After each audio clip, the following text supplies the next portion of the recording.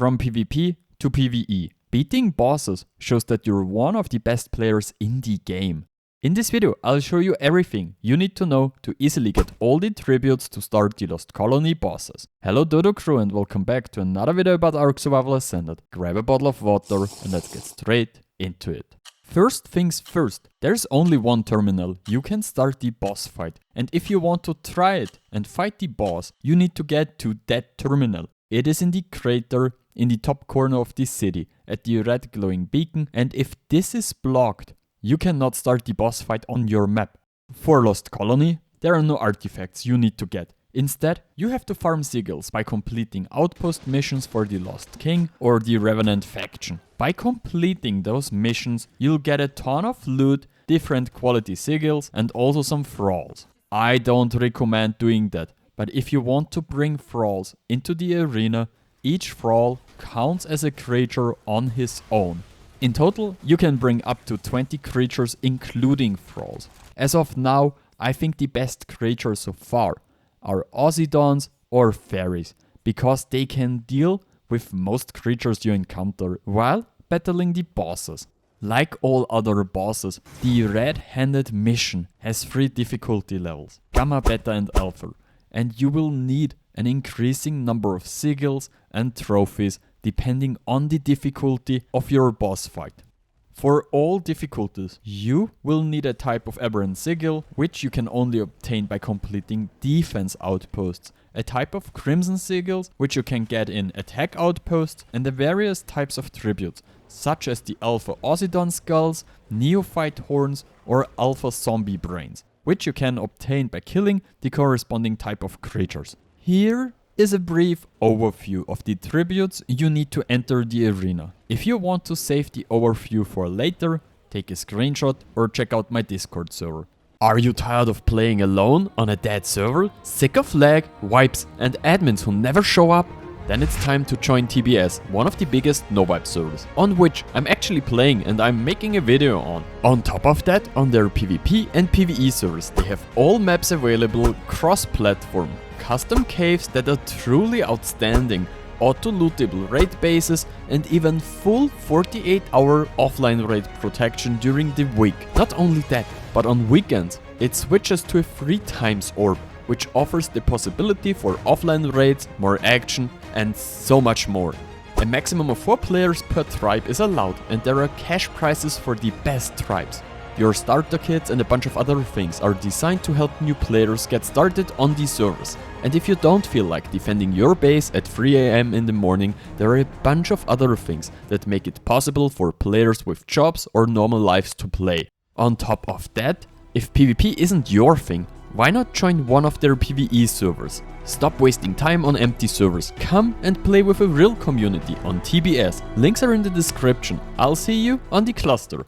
Aberrant Sigils can only be found by completing Defence Outpost missions for the Lost King. These Defence Outpost missions always come in a combination of a size, which can either be small, medium or large, and a difficulty, which can either be Gamma, Beta or Alpha. On the one hand, the size of a defense mission determines the number of enemies attacking the outpost and how many waves you must defeat. On the other hand, the difficulty level of a mission determines the type and levels of enemies.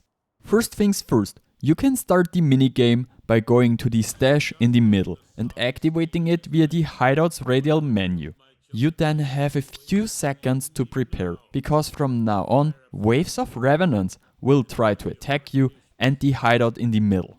You will receive a new icon on your HUD, showing where the attackers will come from and where you need to prepare your defenses. You should position creatures such as Ossidons, Rexes, Spinos or even Karchers and Gigas in exactly these locations. In addition, preparing your defenses means building towers and walls around your base, as you are now playing a tower defense game. While playing the tower defense game, you now got a new resource, which is only for the defense mission. You can use this resource to build turrets, plants and walls around you. To do that, you simply need to go to one of the blue glowing circles, look at it, open the radial menu and select the thing you want to place in the radial menu. You can also use it to repair the stash in the middle when it got hit by some enemies. If you want to repair the stash in the middle, you have to go to the stash and open the radial menu for that one, and there you can find the repair item. All of the buildings do need a certain amount of resources to get built. The current amount of resources you currently hold can be seen in the lower left of your screen. By killing revenants and building generators, you can get more resources to build more defenses. But watch out, most of the buildings do not have much HP, and the revenants will try to destroy them. If you survive a wave and your structures have not been destroyed, they will be upgraded after each wave, twice in total, and will gain more life and more damage. Your structures start out in the wood tier and are upgraded to stone and metal. Especially in larger missions, I like to build these structures in the first wave where no enemies can reach them. This way, they are not attacked and are always upgraded, which makes it easier to concentrate on one side in later waves. After defending the outpost for a certain amount of waves, a boss will spawn and try to destroy your turrets and the stash. If you build a decent defense, this boss shouldn't be an issue, and after killing it, you will get your loot. Currently, the size of the outpost missions does not determine how many sigils are dropped, and so it's not necessary to do larger missions unless you need them for loot. Revenants with a level of 30 spawn at Gamma Defense Outposts on default settings. These enemies come from two sides and the entire mission lasts for exactly 4 waves, where the last wave also consists of a Revenant Therizinosaurus that serves as the boss for that mission. At the end, you will always receive 10 minor aberrant sigils. During the Beta Defense Outpost, you must battle against level 180 Revenants. These come from one side in the first round and increase by one side each round until the third round. So you must defend the stash from enemies attacking from 3 different directions for a total of 6 waves. In addition to a Revenant Therizinosaurus or a Revenant T-Rex, you must also battle a very sturdy Revenant Bronto, which also serve as a boss for this mission. And because no one said it until now, you have to hit its legs and remove the tumor before actually dealing damage to the Bronto. Otherwise, you won't deal any damage to it. At the end, you will always receive 10 greater aberrant sigils. Alpha Outpost missions are by far the most difficult missions you can play. During these missions, the Revenants are level 300 and appear from 4 sides. In total, you must fend off 8 waves with an increasing number of Revenants per wave. The final bosses are Revenant Therizinosaurus, Revenant T-Rexes, and also Revenant Brontosauruses, which will give you 10 Prime Aberrant Sigils when you defeat them. Oh, and on a side note, as of I'm editing this, I'm at about 9k subs. If you could sub to help me reaching my goal of 20k subs by the end of the year, I would greatly appreciate it. You can obtain Crimson Sigils by completing one of the 4 Attack Outpost missions in and around the City of the Lost King. You must gather your thralls, creatures and anything else you have to attack the buildings of the Lost King. All Attack Outposts consists of something like 3 phases.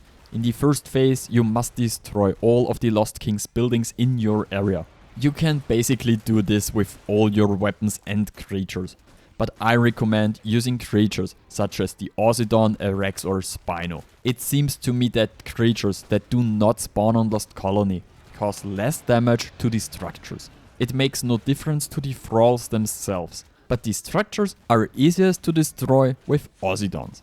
While you are destroying the structures, reinforcement spawns in order to finish the mission and spawn the boss. You also need to kill all of the reinforcements spawned by the Lost King. This phase gets a lot harder and thralls and creatures of the Lost King will come and attack you. It is highly recommended to stay on your creature as everything else might be too dangerous for you. After you have cleared the reinforcement, you are in the third and last phase, where one of the bosses will spawn. In total, there are 4 different Attack Outpost missions, which are pretty equal in difficulty. But each outpost mission spawns a different boss at the end. Marksman's Hold spawns the Marksman Thrall, who has no creatures around him, but can camouflage himself and occasionally runs out of the arena where you cannot damage him. Gladiator's Keep is the easiest of all Outpost missions, as it spawns the Lost Ossidon and its rider at the end, which is basically a pretty basic battle as you just hit them until they're dead. Molten Works spawns the Thrall Forgemaster, who is a pretty strong thrall, carrying a flamethrower and can do a lot of damage to you as a player pretty quickly. Last, Breeding Pit spawns the Lost Desmodus at the end, which is a huge Desmodus that can grab you and throw you to the ground if it can reach you. All of those bosses have a ton of health and get stronger with each difficulty level of the Outpost.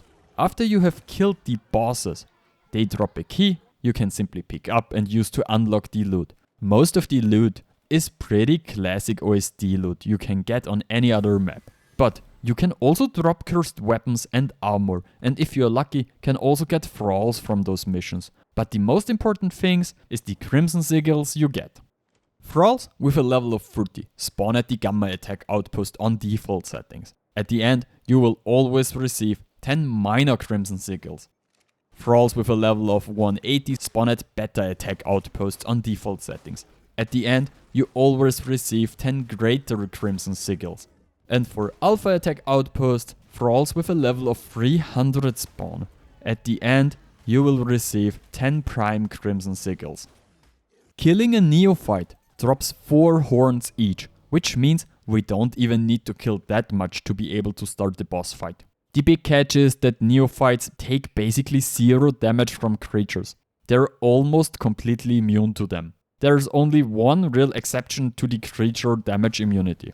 The Thylacoleo Bleed still works. When you kill them, they don't just drop tributes needed for the boss fight, but also cursed items and insane loot. If you want to farm Neophyte Horns and cursed weapons efficiently, you'll need a strong Thylacoleo with a decent saddle, a Gloon or a fabricated crossbow with a decent amount of damage. First, head into the city and raise your hostility level to 50 by killing NPCs and their creatures. This is the maximum hostility level. Once you reach 50, you'll get a new buff called Watched from around 8 PM at night until 5 AM in the morning. Neophytes will start hunting you in the wild. Neophytes start spawning at level 50, and each time you kill one, the next spawns 50 levels higher, up to level 300. Once they hit 300, they stay there. Level doesn't matter too much, since you'll be trapping them later. But be careful, at higher levels, they can still deal a lot of damage.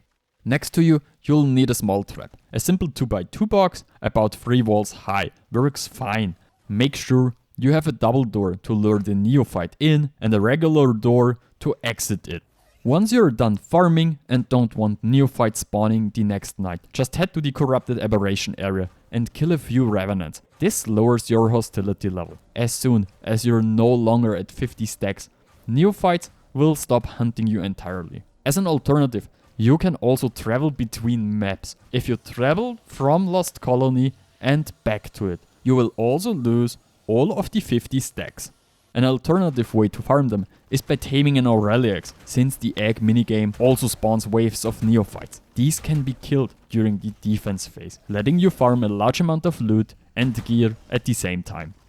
Alpha zombie brains can only be found by killing alpha hulking revenants and then looting the brains from their inventory. They are extremely difficult to find and only spawn in the aberration zones on the map. It is best to use your gene scanner and search for gloons, as large numbers of revenants always spawn near gloons. And because there are a ton of revenants, alphas can also spawn in the horde.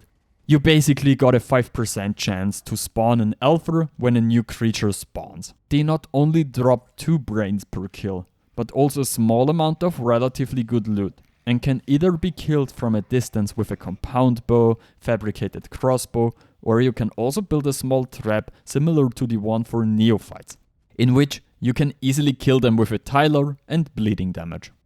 If you don't want to search for creatures for the tributes, but don't want to spawn the tributes, I've added the spawn commands in the video description so you can spawn all enemies without having to search for them. Alpha Ossidon Skulls are the hardest to obtain on the entire list. They can only be collected by finding and killing Alpha Ossidons on the map. These are extremely rare spawns anywhere on the map where normal Ossidons spawn. Since they share spawns with normal Ossidons, the easiest way to find them is to use a gene scanner and simply search for them. Since they're relatively strong, can withstand a lot and do an enormous amount of damage at high levels, it makes sense to catch them with metal gates and then damage them from the outside, so that they cannot hit you. In the video you can see how I did it, but honestly it doesn't really matter as long as your structures are made of metal.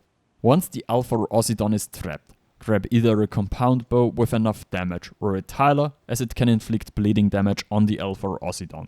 After you kill it, it will have 2 Alpha Ossidon Skulls in its inventory. The spawn chance for an Alpha is always 5%, which means that if you kill all the Ossidons, you have a 5% chance per spawn that it will be an Alpha Ossidon, from which you can then collect skulls. So, you have to fly over the map every now and then to kill all the Ossidons so that the spawns are free and new ones can spawn.